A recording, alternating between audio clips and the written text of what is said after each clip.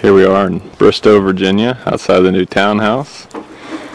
After the big blizzard of 2010, dumped about 26 inches out here. Charlotte having fun in the railing. Yay! Oh, dip her little feet in the snow. If we let her go, she'd fall right through because it snowed. Snowfall was taller than she is right now.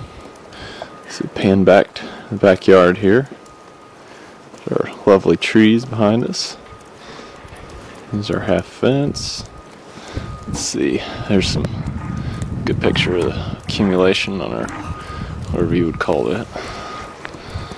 There are our steps there, which didn't get a whole lot. Hey Charlotte. Hi. Scan to the front. It'd be hard to see with the light. There's my car, which was buried as of yesterday. Those banks there are about 6-7 feet high. All the snow that I shoveled over. Let's see here. I'm on some pretty good hard packed snow right now.